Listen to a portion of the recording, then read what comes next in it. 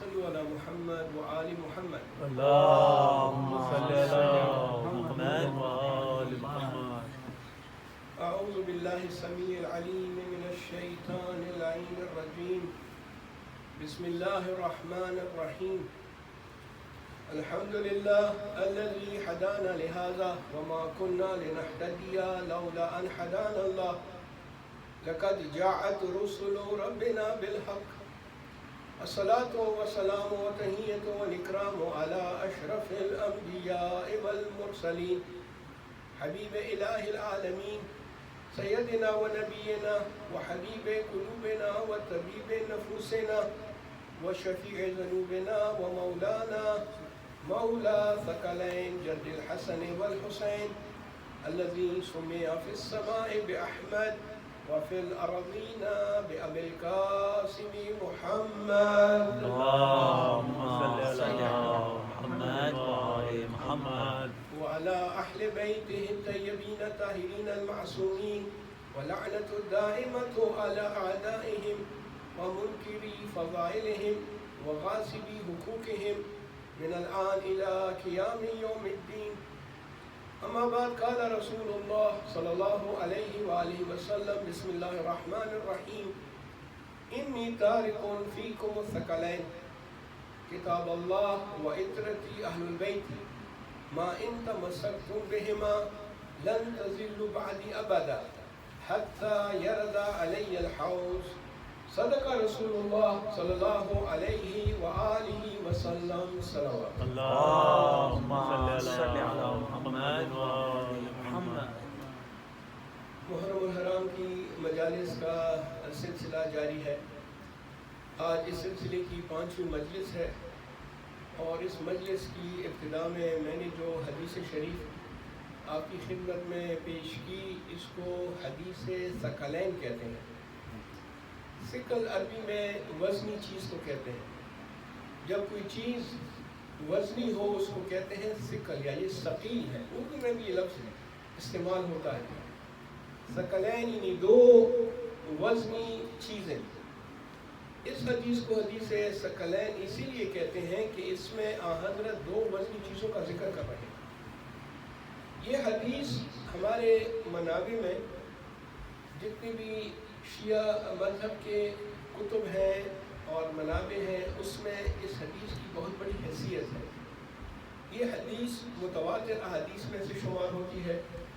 اس کی سند اور اس کا متن دونوں معتبر ہے.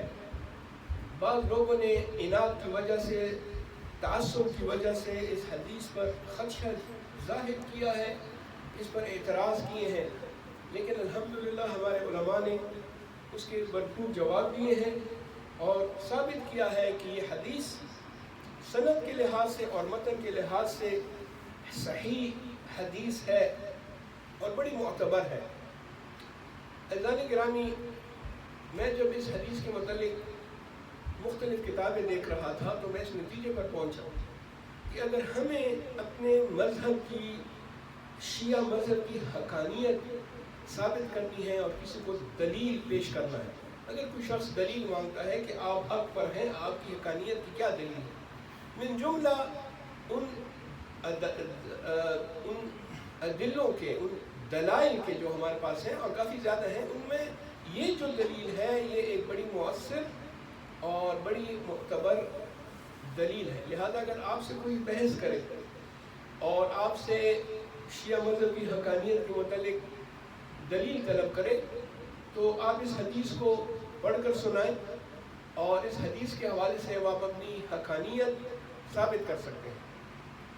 جہاں تک سند کی بات ہے, آج کی مجلس میں اسی حدیث پر ہم مزید روشنی ڈالیں گے, اس کے سند پر بھی غور کریں گے اور اس کے متن پر بھی غور کریں گے اور آخر میں یہ نتیجہ نکالیں گے کہ اس سے حقانیت مذہب اہل البیت کیسے ثابت ہوتا ہے. علم الحدیث جو کہ حدیث کا علم ہے اس میں سند کو بہت زیادہ اعتبار حاصل ہے. اگر حدیث کی سند کمزور ہے, معتبر نہیں ہے, تو اس حدیث کو لوگ نہیں مانتے اور اس حدیث کی کوئی حیثیت نہیں رہتی.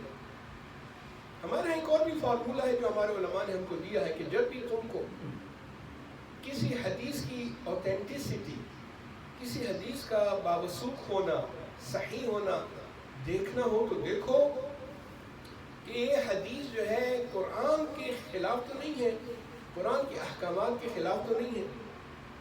فرض کریں، بچوں کو سمجھانے کے لیے مثال دیتا ہوں، اگر قرآن کہتا ہے کہ اقیموا الصلاۃ، یہ صرف ایک مثال ہے، اور عربی زبان میں کہتے ہیں کہ لا مناقشہ فی المثال، مثال دی جا سکتی ہے، اس میں کوئی مناقشہ نہیں ہوتا، میں صرف مثال کے طور پہ سمجھانے کے طور پہ بچوں کو، قرآن میں ارشاد ہوتا ہے کہ اقیموا الصلاۃ، نماز کو قائم کرو۔ اب کوئی شخص کوئی حدیث لے کر آئے، من گڑت حدیث یا جعلی حدیث، اور اس میں جو ہے یہ کہا جائے کہ نہیں نماز کی کوئی اہمیت نہیں ہے، پڑھ لی تو پڑھ لی، نہیں پڑھی تو کوئی بات نہیں، اب یہ حدیث قرآن کے حکم سے ٹکراتی ہے، لہذا اس حدیث کو روایت میں ہے کہ اٹھا کے دیوار پہ دے مارے، کیونکہ قرآن سب سے بڑا منبع ہے، سب سے بڑا سورس ہے۔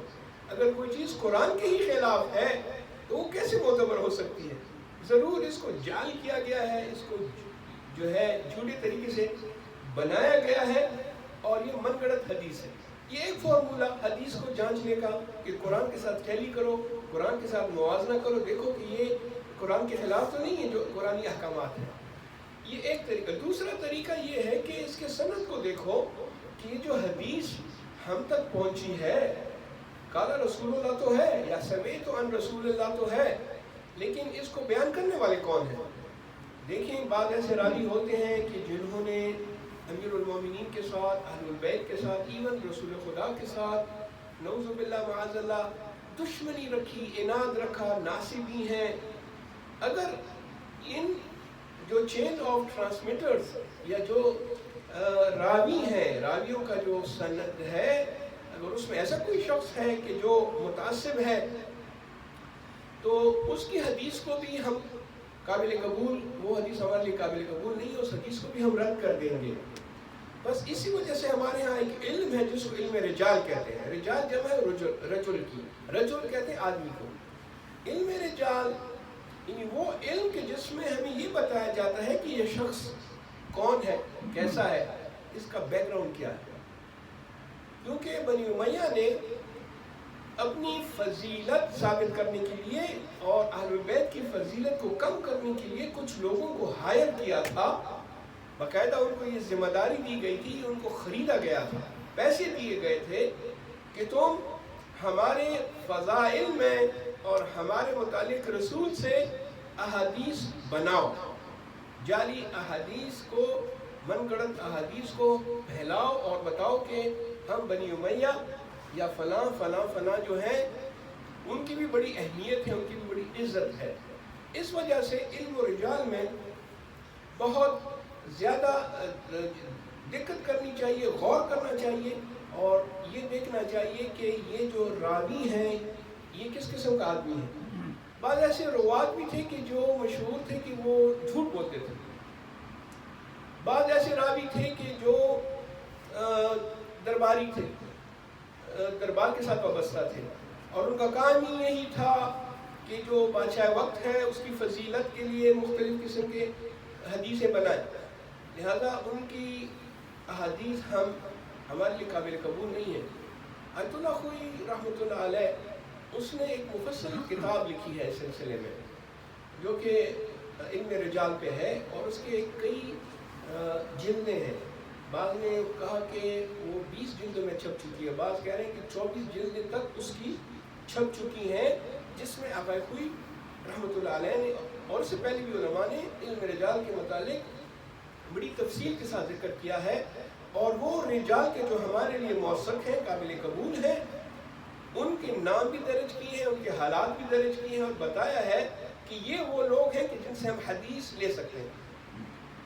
اب باقی مسلمان اس سلسلے میں اتنی کوشش نہیں کرتے، لیکن یہی ہماری مذہب تشیع کی یہی ایک کوالٹی ہے۔ کوالٹیز تو سب ہیں، بہت ہیں، ایک کوالٹی یہ ہے کہ ہم ہر ایک حدیث کو نہیں مانتے بلکہ علم رجال کو اہمیت دیتے ہیں۔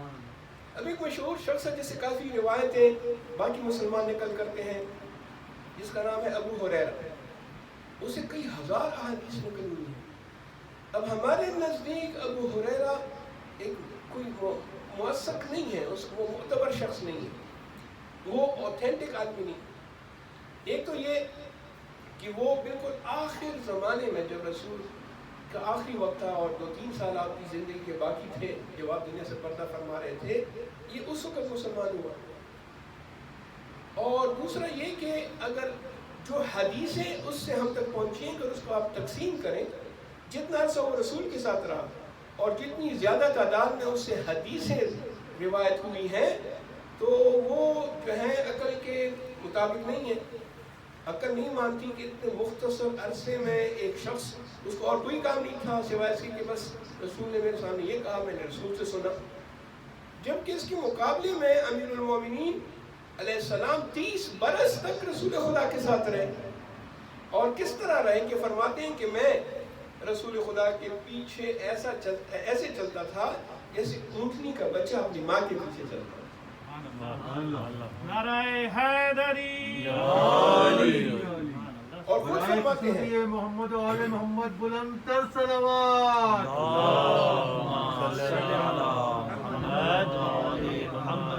حضرت خود فرماتے ہیں کہ میں نے امیر المومنین کو ان کی پرورش میں نے کی ہے، اور میں نے ان کی پرورش کی ہے، ان کو بڑا کیا ہے۔ اور ایک حدیث میں امیر المومنین فرماتے ہیں کہ علمنی رسول اللہ الف باب من العلم، مجھے رسول خدا نے 1000 ابواب علم کے سکھائے۔ 1000 ابواب، 1000 کتابیں، 1000 چیپٹرز۔ اور پھر حدیث آگے جا کے امیر المومنین فرماتے ہیں اور میں نے خود اپنی کوشش سے ہر ایک باب سے 1000 اور ابواب بنائے۔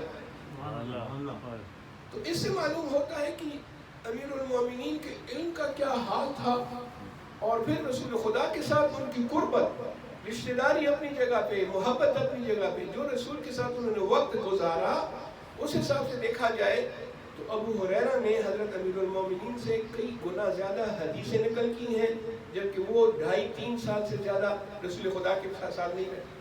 یہ تمام چیزیں عزیزان گرامی علم رجال میں دیکھی جاتی ہیں۔ میں مقدمتاً آپ کو عرض کر رہا ہوں تاکہ حدیث ثقلین کو سمجھ سکیں، لہذا یہ مقدمہ ضروری ہے۔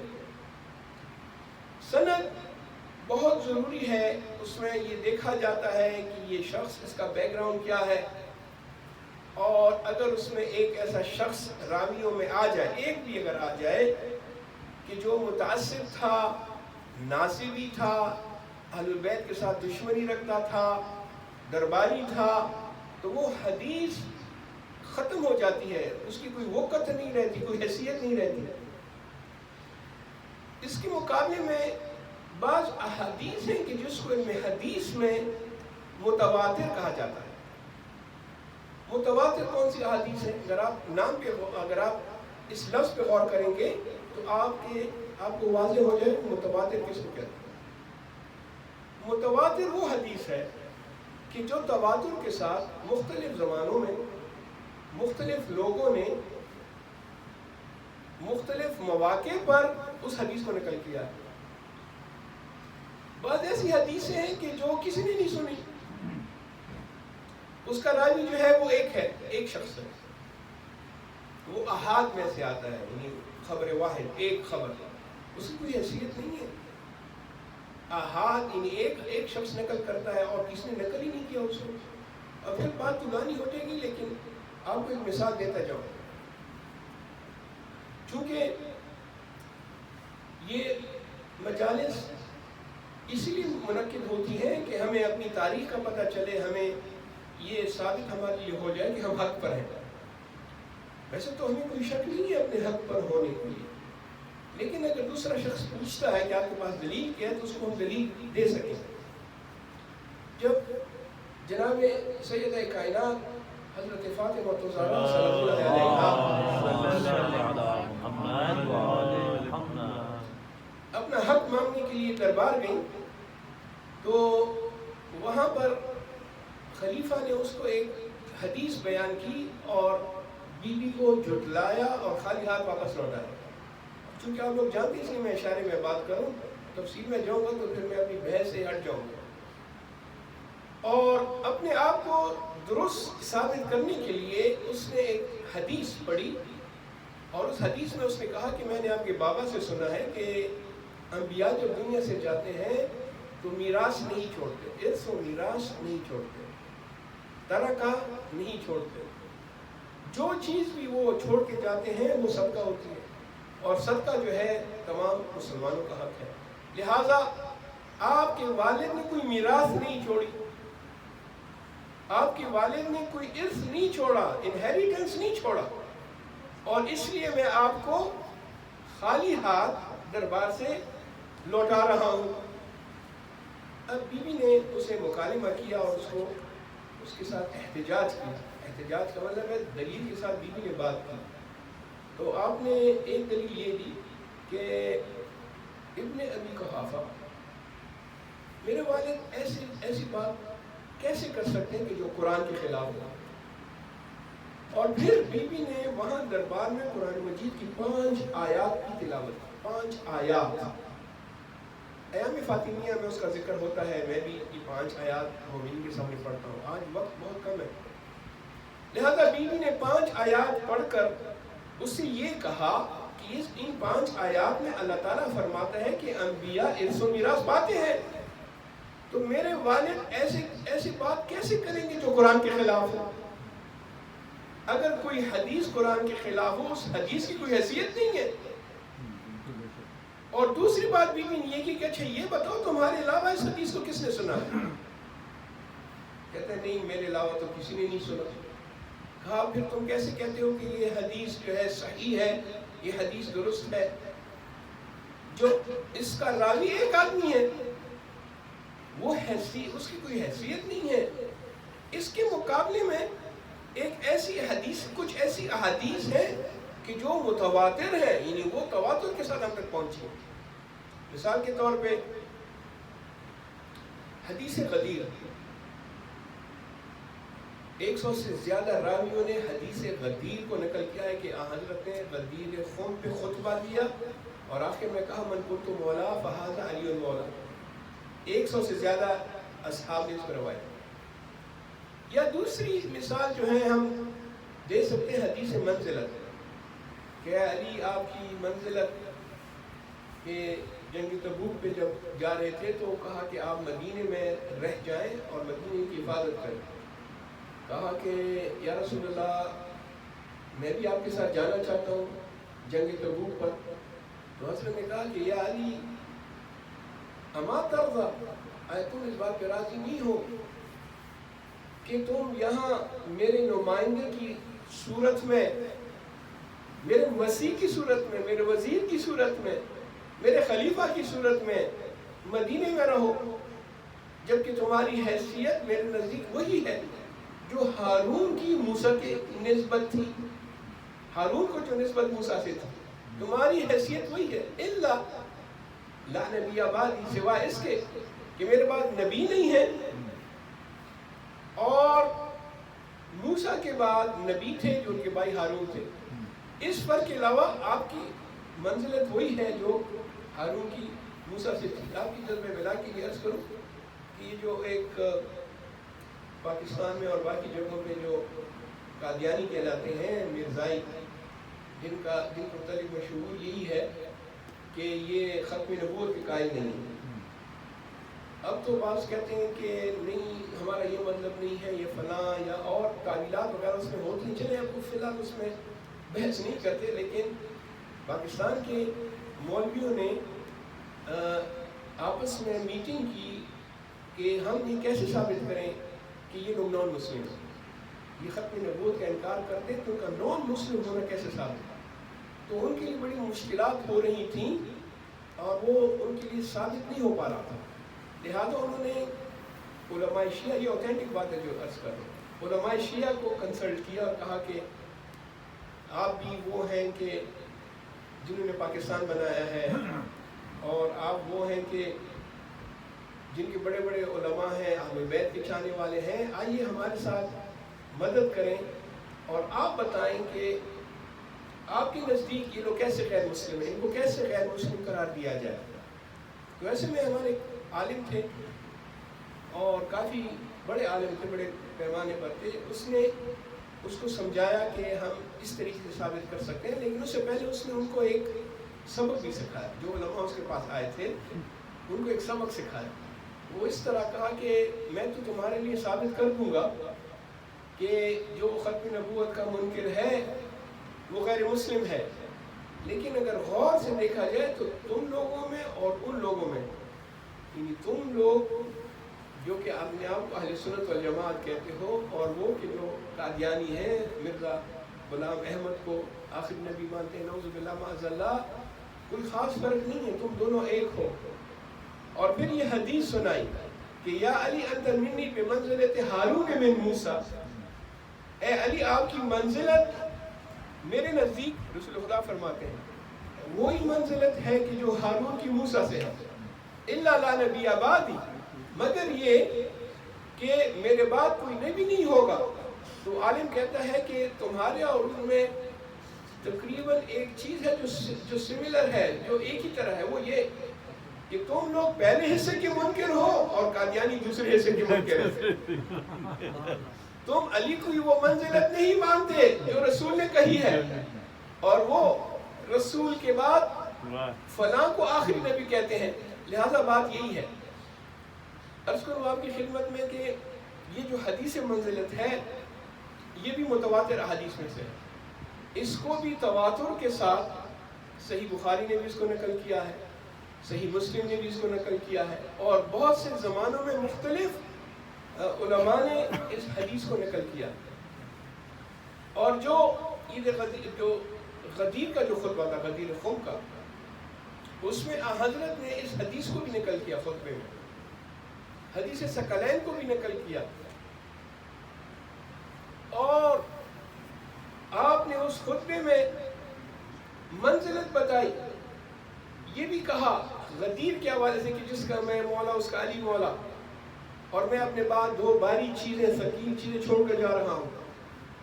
اور یہ کہ امیر المومنین کی نسبت کیا ہے، یہ تمام چیزیں اس خطبے میں ہے جو علماء نقل کرتے ہیں اور اس بات کی تائید کرتے ہیں.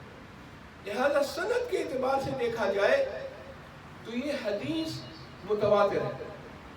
عزیزان گرامی، ایک زمانے میں ہندوستان میں ایک عالم تھا جو آپ نے اس کا نام بھی سنا ہے، مشہور شخص تھا اہل سنت والجماعت سے. اس کا نام تھا محدث شاہ عبدالعزیز دہلوی. اس نے کتاب لکھی تحفہ اثنا عشریہ، فارسی میں اس نے وہ کتاب لکھی، اور اس کتاب میں اس نے شیعوں پر اعتراض کیا. اور وہ کتاب اس نے کیوں لکھی؟ کیونکہ یہ نوابین اودھ کا وقت تھا.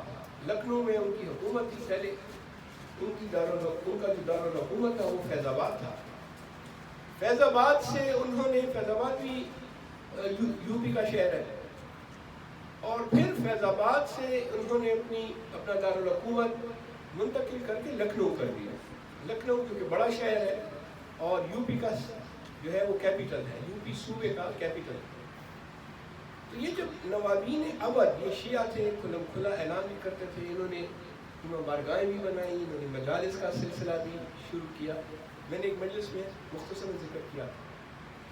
اب جب شاہ عبدالعزیز دہلوی نے یہ دیکھا کہ یہ جو نوابین ہیں یہ شیعہ ہیں، اور شیعہ مذہب بہت تیزی کے ساتھ ہندوستان میں پھیل رہا ہے، تو وہ گھبرا گیا، اور اس نے یہ سمجھا کہ ان کو روکنا چاہیے. تو اس نے لوگوں کے اذہان کو تبدیل کرنے کے لیے اور اپنے لوگوں کے لیے دلائل مہیا کرنے کے لیے اس نے یہ کتاب لکھی، تحفہ اثنا عشریہ، جس میں اس نے بتایا کہ جن آیات کا شیعہ علماء ذکر کرتے ہیں کہ ان آیات سے ائمہ کی ولایت ثابت ہوتی ہے، تو اس کے بقول ایسا نہیں ہے، یہ ثابت نہیں کرتی. اور پھر کئی احادیث اس نے نقل کیے، اور اس میں ایک یہ حدیث بھی تھا، حدیث ثقلین، جس سے وہ کہتا ہے کہ ائمہ کی ولایت اس سے ثابت نہیں ہوتی. یہ اس نے فارسی میں یہ کتاب لکھی تاکہ شیعہ مذہب کو، اس کے پھیلاؤ کو روک سکے ہندوستان میں. بہرحال علماء حق ہر جگہ ہوتے ہیں. ہر فرعون کے لیے اللہ تعالیٰ نے ایک موسیٰ کو جو ہے بنایا ہوتا ہے. ہمارے علماء آگے آئے اور انہوں نے اس کتاب کی رد میں کتابیں لکھی، تقریریں کی، جواب دیے. من جملہ ان کتابوں کے ایک بڑی کتاب ہے جو بچوں کے لیے، نوجوانوں کے لیے بہت ضروری ہے کہ وہ اس کتاب کو سمجھیں. اس کتاب کا نام ہے ابقات الانوار. محدث دہلوی کا جو زمانہ تھا اس کا جو انتقال ہوا وہ ہوا تھا 1823 میں، 1823. اور صاحب ابقات الانوار کہ جو آیت اللہ میر حامد حسین موسوی، جو لکھنوی، اس کو لکھنوی بھی کہتے ہیں، موسوی بھی ہے، اور بہت بڑے عالم اپنے زمانے کے مجتہد تھے. ان کا انتقال ہوا ہے 1888، 1888. جب یہ کتاب آئی تحفہ اثنا عشریہ تو میر حامد حسین موسوی نے اس کا جواب لکھنا شروع کیا. اور وہ جواب بھی کیسے جواب، ایک انسائکلوپیڈیا کی صورت میں.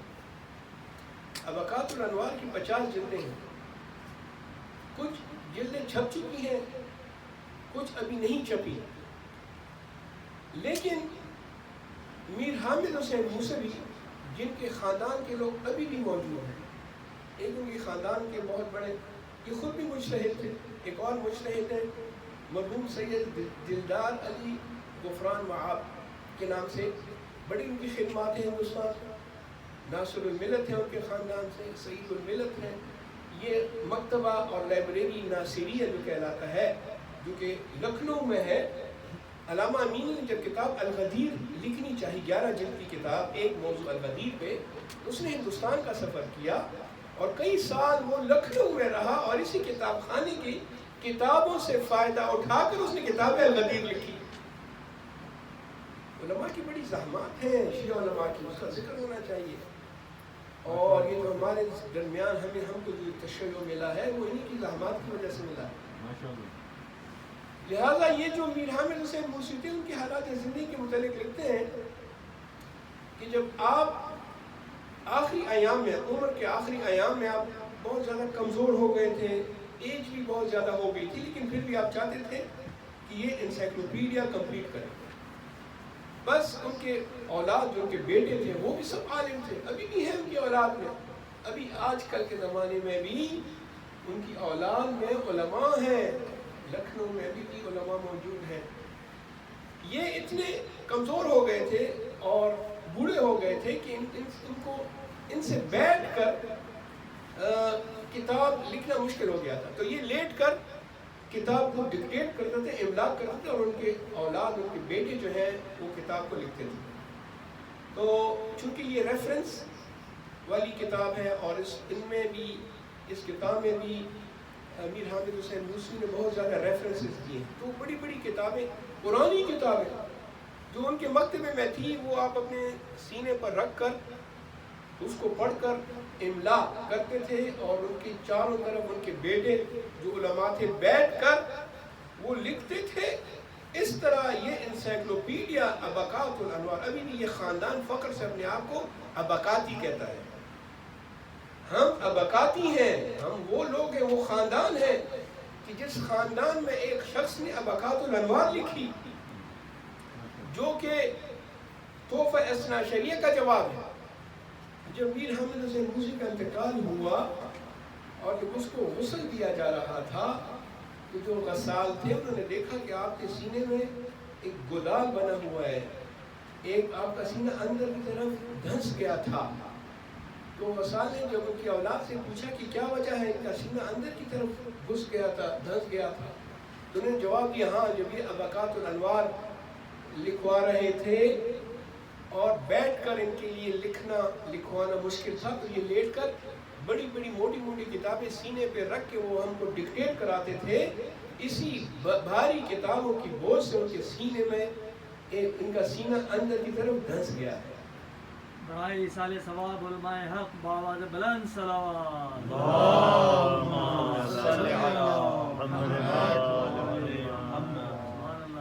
عزیزان گرامی، وقت کافی تیزی کے ساتھ آگے جا رہا ہے. میں شاید آج کی مجلس میں متن کی طرف زیادہ بیان نہ کر سکوں، اور ہو سکتا ہے کہ میں کل اس حدیث کا متن آپ کی خدمت میں عرض کروں، اور اس کے ساتھ ایک دو اور احادیث کے جو اسی کتاب ابقات الانوار سے ہمارے پاس آئی ہیں وہ بھی آپ کی خدمت میں عرض کروں۔ اسی سے ہماری شیعہ مذہب کی حقانیت ثابت ہوتی ہے۔ عزیزان گرامی، وہ جو کہ تحفہ اثنا عشریہ کا لکھنے والا شاہ محدث دہلوی کہتا ہے کہ یہ جو حدیث ثقلین ہے یہ ایک صحابی سے نکل ہوئی ہے اور اس کا نام ہے زید ابن ارقم، جبکہ ہمارے علماء نے اس کا جواب دیا ہے کہ نہیں، کم از کم 34 اصحاب نے اس حدیث کو نقل کیا۔ غور کیجئے گا، وہ دعویٰ کرتا ہے کہ ایک،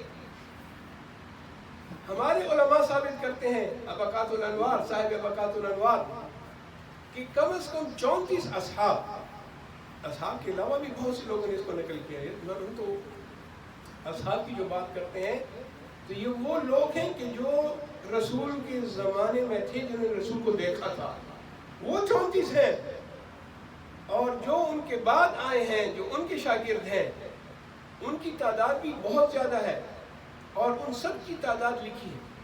ابقات الانوار کی ایک جلد جو ہے وہ 500 صفحے سے کم نہیں ہے، کبھی کبھار ایک جلد جو ہے وہ 1200 صفحے کی بھی ہے، اتنی وہ موٹی جلدیں ہیں، اور کبھی کبھار ایک جلد کو 3 جز میں، 3 والیومز میں چھاپا جاتا ہے، یا ان کو اس کو چھاپ کیا ہے۔ ایک ہمارے عالم ہیں جو کافی بڑے عالم ہیں، اس کا نام ہے سید علی میلانی۔ اس نے جب ابقات الانوار کو دیکھا کہ یہ ہاتھ سے لکھی ہوئی کتاب ہے، پھر کچھ جلدیں اس کی چھپی ہیں، کچھ خطی نسخے بھی موجود ہیں، میں چاہتا ہوں کہ آج اس موضوع کو سند کے اعتبار کی جو حصہ ہے وہ آپ کی خدمت میں کمپلیٹ کر دوں۔ تو اس نے اس ابقات الانوار کا خلاصہ عربی میں ترجمہ کیا، یعنی اس کا ترجمہ کیا خلاصے کے اعتبار سے۔ اگر وہ عربی میں ابقات الانوار کا ترجمہ کرتا تو وہ 50 جلدیں بنتی، لیکن اس نے کہا نہیں، میں پوری کتاب کا ترجمہ نہیں کرتا عربی میں اس کے خلاصے کا ترجمہ کرتا ہوں۔ ابقات الانوار کا خلاصہ عربی زبان میں، اور اس کی بھی 10 جلدیں بنی ہیں۔ 10 جلدوں میں سید علی میلانی نے ابقات الانوار کا عربی میں خلاصہ جو ہے وہ بیان کیا۔ صرف زید ابن ارقم سے نہیں، وہ ایک صحابی ہیں۔ ہمارے علماء فرماتے ہیں کہ حدیث ثقلین جو جتنے بھی بڑے معروف اور مشہور اصحاب تھے انہوں نے اس کو روایت کی۔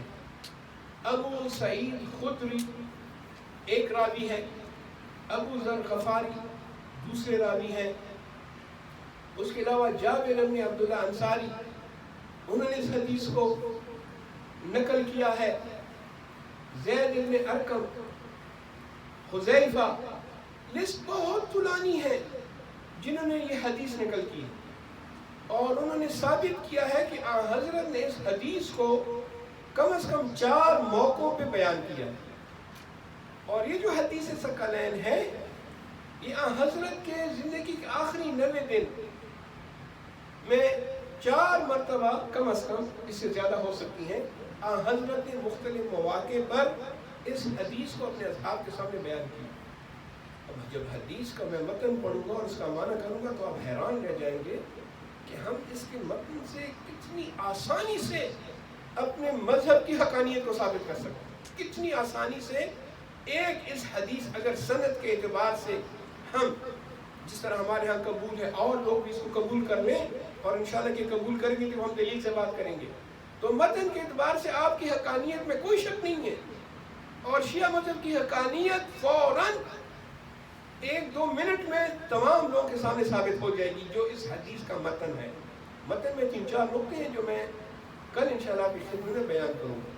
پہلا موقع کہ جس پہ حضرت نے اس حدیث کو ارشاد فرمایا، آپ اجازت دیں تو میں اس کا ترجمہ کروں اور پھر 4 مواقع بیان کر کے اپنی بات کو اختتام کی طرف لے آؤں. برائے خوشنودی شہدائے کربلا بآواز بلند صلوات. اللهم صل علی حضرت فرماتے ہیں اس حدیث میں کہ انی تارکٌ فیکم الثقلین، میں اپنے بعد تمہارے درمیان دو وزنی بھاری چیزیں، سنگین چیزیں چھوڑ کے جا رہا ہوں. ایک کتاب اللہ کی کتاب، اور دوسری وزنی چیز وہ عطرتی اہل البیت، میری عطرت جو کہ میرے اہل البیت ہیں، میرے گھر والے ہیں.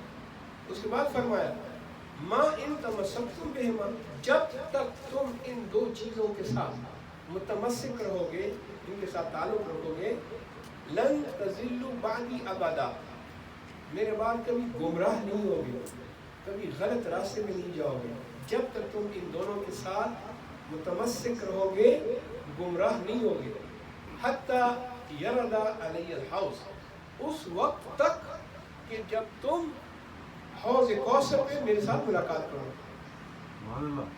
یہ پیاری اور خوبصورت حدیث جس کی میننگ بہت زیادہ وسیع ہے، اس کی سند معتبر اصحاب نے نقل کی اور فرماتے ہیں کہ 4 ایسے مواقع ہیں کہ جن پر حضرت نے یہ حدیث متواتر کئی اصحاب کے سامنے بیان کی. پہلا موقع وہ حجۃ الوداع کا موقع تھا، 9 ذی الحجہ کو، یوم العرفہ، جو خطبہ حضرت نے ارشاد فرمایا، یوم العرفہ کا خطبہ جو کہ بڑا امپورٹنٹ خطبہ ہے، اس میں حضرت نے اس حدیث کو لوگوں کے سامنے بیان کیا. دوسرا موقع غدیر خم، جب آپ خم کے قریب پہنچے، جو لوگ آگے تھے ان کو بلایا، جو پیچھے رہ گئے تھے ان کا انتظار کیا، اور پھر وہ طولانی خطبہ، اور اس خطبے کے دوران آپ نے یہ حدیث لوگوں کو بتائی. تیسرا موقع مسجد نبوی، مسجد نبوی میں آپ نے اس حدیث کو لوگوں کے سامنے بیان کیا. اور چوتھا موقع وہ تھا کہ جب آپ اس دنیا سے جانے والے تھے، اور وہ بیماری کی جس میں آپ اس دنیا سے پردہ فرما گئے، اس بیماری کی حالت میں جب آپ جناب ام سلمہ کے حجرے میں تھے اور اصحاب عیادت کے لیے آپ کے پاس آئے. اب یہ وہ موقع ہے کہ بس آپ چند دنوں کے مہمان ہیں دنیا میں، اور آپ دنیا سے تشریف لے جا رہے ہیں جنت الفردوس کی طرف. ام سلمہ کے حجرے میں آپ کے اصحاب آئے، آپ کے پاس بیٹھے ہوئے تھے، اور وہاں امیر المومنین بھی تھے، باقی جتنے بھی عیادت کے لیے لوگ آئے تھے، وہاں آپ نے پھر یہ حدیث بیان کی. اگرچہ حدیث جتنے بھی موقعوں پہ ہے الفاظ میں تھوڑا بہت فرق ہے، لیکن مین جو میسج ہے حدیث کا وہ سیم ہے. الفاظ مختلف ہیں، کیونکہ جب حضرت نے اس کو بیان کیا تو ضروری نہیں تھا کہ من و ان اسی طرح کے الفاظ ہوں. الفاظ تھوڑے سے مختلف ہیں، مختلف راوی انہیں بیان کیے ہیں، لیکن مین مقصد یہی تھا کہ یہ 2 وزنی چیزیں ہیں، ایک اللہ کی کتاب ہے اور ایک میری عطرت جو کہ میرے اہل البیت ہیں. صلو علی محمد.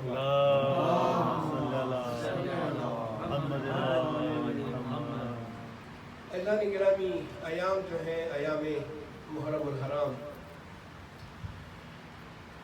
آج 5ویں محرم ہے، اور میرا دل کرتا ہے کہ آج ان شہزادوں کا ذکر کروں کہ جو سن کے لحاظ سے بہت کم تھے، سن ان کا بہت کم تھا، مگر ان کی بہادری اور ان کا اخلاص وہ بہت بڑے بہادروں سے بڑھ کر تھا. 2 شہزادے ہیں، ایک کا نام اون ہے اور ایک کا نام محمد ہے. یہ کس کی بچے ہیں؟ یہ ام المصائب حضرت زینب سلام اللہ کی اولاد ہے. ان کے والد جناب عبداللہ ہے، عبداللہ ابن جعفر طیار. حضرت زینب ام المصائب 40 ہجری کو اپنے بابا کا زخمی سر دیکھا، 50 ہجری کو بھیا حسن کے جگر کے ٹکڑے دیکھے، اور اب کربلا میں اپنے بھائی کے ساتھ ہے. اعزازی گرامی، ارباب مقاتل نقل کرتے ہیں، تاریخ میں جملہ ہے کہ جب حضرت عبداللہ امیر المومنین سے حضرت زینب کی خواستگاری کے لیے آئے تو امیر المومنین نے وہاں عبداللہ کے سامنے ایک شرط رکھی۔ امیر المومنین نے فرمایا عبداللہ مجھے زینب کی شادی تمہارے ساتھ کرنے میں کوئی اعتراض نہیں ہے، مگر میری ایک شرط ہے۔ عبداللہ فرماتے ہیں یا امیر المومنین آپ صاحب اختیار ہیں، آپ جو شرط رکھیں گے مجھے منظور ہے۔ کہا دیکھو جب حسین کو کبھی زینب کی ضرورت پڑے، جب زینب کبھی حسین کے ساتھ کہیں جانا چاہے تو زینب کو مت روکنا۔ حضرت عبداللہ نے یہ شرط منظور کی۔ روایات میں ملتا ہے کہ جب حضرت امام حسین مکہ سے کوفہ کی طرف جا رہے تھے، جیسے ہی آپ مکہ سے نکلے ابھی چند کلومیٹر کا فاصلہ کیا تھا، پہلی منزل پر یہ مسجد تنعیم کی منزل ہے۔ یہ وہ جگہ ہے کہ جہاں سے حرم شروع ہوتا ہے، حرم بیت اللہ الحرام یہاں سے شروع ہوتا ہے۔ امام حسین علیہ السلام نے حضرت عباس سے کہا عباس یہاں خیمے لگاؤ۔ حضرت عباس نے تعجب کیا، کیونکہ جب قافلے سفر کرتے تھے تو کئی منزلیں طے کرنے کے بعد خیمے لگائے جاتے تھے، مگر ابھی یہ منزل اتنی جلدی حضرت عباس نے حکم کی تعمیل کی، امام حسین نے وہاں خیموں کو لگایا اور ایسا اظہار کیا جیسے امام حسین کو کسی کا انتظار ہے، امام حسین سے ملنے کوئی آ رہا ہے۔ جب امام حسین کے خیمے نصب ہوئے تو چند گھڑیوں کے بعد لوگوں نے دیکھا کہ حضرت عبداللہ ابن جعفر طیار اپنے شہزادوں کے ساتھ آ رہے ہیں، حضرت عون ساتھ میں ہیں، حضرت محمد ساتھ میں ہیں۔ ایک روایت یہ بھی ہے کہ یہ مدینہ سے امام حسین کے ساتھ چلے تھے، مگر میں نے علماء سے سنا یہ روایت زیادہ معتبر ہے۔ حضرت عبداللہ ابن جعفر طیار امام حسین سے اور بی بی زینب سے ملنے کے لیے جب مسجد تنعیم کی منزل پر پہنچے تو یہاں اس موقع پہ بی بی زینب کو جب معلوم ہوا کہ حضرت عبداللہ آئے ہیں تو بی بی نے یہ سوچا کہ شاید عبداللہ مجھے سفر کرنے سے منع کر دے، کیونکہ شوہر ہیں، شوہر کو یہ اختیار حاصل ہے۔ مگر حضرت عبداللہ نے کہا بی بی اے دختر امیر المومنین، میں نے امیر المومنین سے جو وعدہ کیا ہے میں اس وعدے پر قائم ہوں، میں آپ کو روکنے کے لیے نہیں آیا بلکہ میں تو اپنے جد رسول خدا کی نصیحت پر عمل کرنے آیا ہوں۔ ان کی وصیت ہے کہ جب سفر کرو تو صدقہ دے دیا کرو۔ اے شہزادی میں امام حسین کے سفر کے لیے صدقہ لے کر آیا ہوں۔ بس ایک مرتبہ یہ کہنا تھا، حضرت عون کو آگے کیا، فرماتے ہیں یہ عون میری طرف سے حسین پر صدقہ کر دینا۔ اس کے بعد محمد کو آگے کیا، یہ محمد اے شہزادی اپنی طرف سے حسین پر صدقہ کر دینا۔ اللہ اکبر، اجرکم علی اللہ۔ شب عاشور آئی، امام حسین علیہ السلام نے مردوں کا امتحان لیا، چراغ گول کر کے امتحان لیا کہ جانا چاہو تو جاؤ، جا سکتے ہو، کوئی نہیں گیا۔ اور خواتین کا امتحان امام نے کیسے لیا؟ شب عاشور خیام میں امام حسین مختلف خیام میں گشت کر رہے ہیں، دیکھ رہے ہیں کہ لوگ کس قسم کی تیاری میں ہیں، آمادگی ہے یا نہیں۔ جب بی بی زینب کے خیمے کے قریب پہنچے تو آواز آئی، بی بی اپنے بچوں کو تیار کر رہی تھی۔ بی بی زینب اپنے بچوں سے کہہ رہی تھی میرے بچوں کل جہاد کرنا، مگر ایسے جہاد کرنا کہ لوگوں کو جعفر تیار کیا، لوگوں کو حیدر کرار کی یاد آ جائے۔ اپنے زبان سے تعارف مت کرانا بلکہ لڑائی کے ذریعے اپنی بہادری کا تعارف کرانا۔ پھر فرماتی ہیں کہ میرے بچوں اگر تم فرات پہ قبضہ کر لو تو فرات کا پانی ہرگز مت پینا۔ اجرکم علی اللہ، فرات کا پانی مت پینا، کیونکہ حسین کی بیٹی سکینہ اور اصغر پیاسے ہیں۔ اجرکم علی اللہ جزاکم اللہ. بس روز عاشور بی بی زینب نے دیکھا کہ لاشیں آ رہے ہیں، اور جب دیکھا کہ محمد اور آن ابھی تک زندہ ہیں، فرماتی ہیں میرے بچوں تم ابھی تک زندہ ہو؟ فرماتے ہیں ماں وہ اجازت نہیں دیتے. اجرکم علی اللہ. بی بی نے امام حسین سے اجازت لی، شہزادے لڑنے کے لیے گئے، بہادری کے جوہر دکھائے، مگر ایک ایسا وقت آیا دونوں زین سے زمین پر تشریف لے آئے. امام حسین حضرت عباس کے ساتھ ننھے جنازوں کو خیام میں لے کر آتے ہیں، مگر حضرت زینب نہیں روتی. حضرت زینب نے سب پہ گریہ کیا مگر آن و محمد پہ گریہ نہیں کیا.